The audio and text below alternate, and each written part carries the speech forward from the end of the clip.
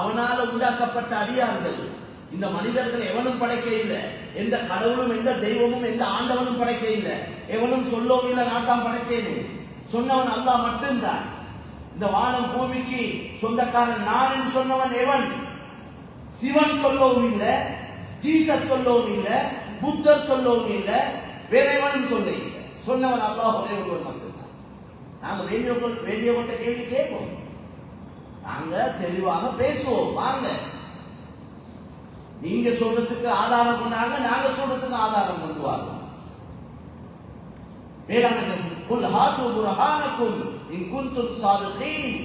நீங்க உண்மை சொல்லக்கூடியவங்களா இருந்தா நீங்க சொல்றதுக்குள்ள ஆதாரத்தை கொண்டு வாங்க என்றாங்க.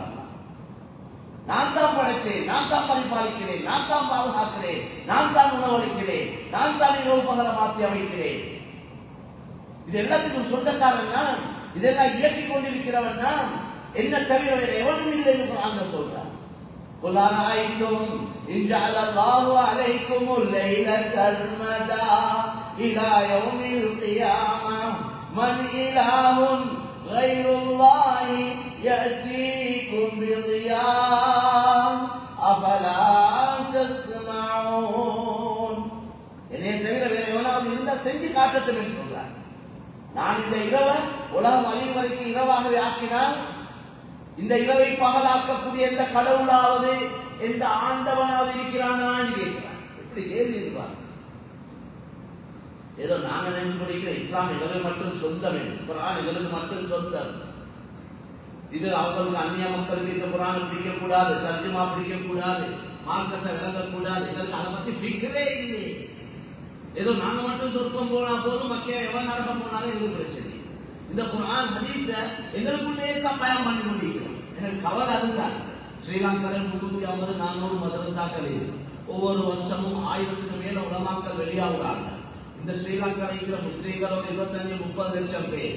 இந்த 30 லட்சம் பேருக்கு தான் இந்த ஆயிரக்கணக்கான உலமாக்கள் குர்ஆன், ஹதீஸ், அல்லாஹ், ரசூல், மார்க்கம் எல்லாம் சேர்ந்து முழு விளக்கத்தை கொடுத்து கொண்டிருக்கிற இந்த யூரோப் 2 கோடி மக்கள் கலிமா இல்லாம இருக்கிறாங்க. எங்க எங்கட நாட்டுல மட்டும் உள்ள உலகத்துல 600 கோடி இருக்கிறாங்க கலிமா இல்லாம. எங்கட நாட்டுல 2 கோடி மக்கள் கலிமா இல்லாம இருக்கிறாங்க. இந்த மக்களோட கலிமாவை பத்தி யோசனையே இல்லைங்க. இந்த மக்களுக்கு ஹிதாயத் கிடைக்கும் என்ற ஃபிக்ரே இல்லைங்க. ட்ரஸ்டிமாருக்கு கவலை இல்லை, உலமாக்கள் எங்களுக்கு கவலை இல்லை. எங்களையும் சேர்த்து தான் நான் சொல்றேன். பொது சேவைகளில் ஈடுபடுறவங்களா அதை பத்தி ஃபிக்ர் இல்லை. ஆனா பெரிய ஒரு கூட்டம் ஹிதாயத்துடைய தாகத்துல இருக்கிறார்கள். அவங்களோட வாழ்க்கையில நிம்மதி இல்லாம இருக்கிறார்கள். அவங்க அவ்வளவு நேற்று இரவு மாஷா அல்லாஹ் எங்களோட இருக்கக்கூடிய ஒரு ஆலிம் ஒரு கால் வந்தது. அதுல மனைவி கிறிஸ்தவ பெண், பிள்ளைகள் எல்லாம் 4 பிள்ளை 3 பிள்ளைகள், கணவன் மனைவி. நேற்று அவங்க சொல்றாங்க எனக்கு கலிமா சொல்லுவோம். மாஷா அல்லாஹ் உடனே போயிட்டு அவங்களுக்கு கலிமா சொல்லி கொடுத்தாங்க. மக்கள் விளக்கங்கள் எல்லாம் நாளைக்கு இன்ஷா அல்லாஹ் வருவாங்க. இந்த 2 வாரத்துக்குள்ள கிட்டத்தட்ட 25 பேர் கலிமா சொல்லிட்டாங்க. இது நாங்க ஊடா போயிட்டு தேடி தேடி சொல்லி கொடுக்க இல்லை. அல்லாஹ் உள்ளங்களை உதிக்க செய்கிறார், மக்கள் விளங்குறாங்க.